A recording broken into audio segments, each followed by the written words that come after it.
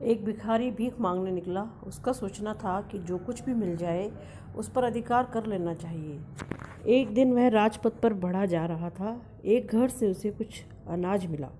वह आगे बढ़ा और मुख्य मार्ग पर आ गया। अचानक उसने देखा कि नगर का राजा रथ पर सवार होकर उसकी ओर आ रहा है। वह सवारी देखने के लिए खड़ा हो गया, लेकिन यह क्या, राजा की सवारी उसके पास ही आकर रुक गई।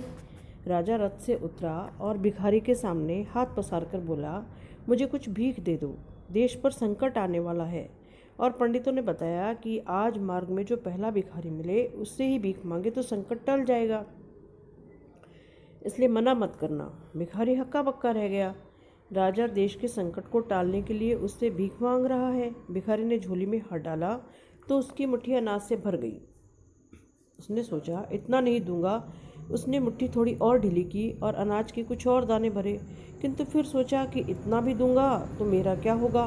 भिखारी घर पहुंचकर पत्नी से बोला, आज तो अनर्थ हो गया, मुझे भीख देनी पड़ी, न देता तो क्या करता।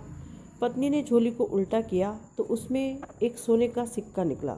यह देखकर भिखारी पछता कर बोला, मैंने राजा को सभी कुछ क्यों ना दिया। यदि मैंने ऐसा किया होता तो आज मेरी जीवन भर की गरीबी मिट जाती। इस कथा का संकेत यह कहता है कि दान देने से संपन्नता 1000 गुना बढ़ती है। यदि हम हृदय की सारी उदारता से दान करें तो प्रतिफल में दीर्घ लाभ की प्राप्ति होती है। तो सदैव प्रसन्न रहिए, जो प्राप्त है वही पर्याप्त है। दान करते रहिए और बताइए कि कहानी आपको कैसी लगी, कमेंट में ज़रूर लिखिए। Thank you.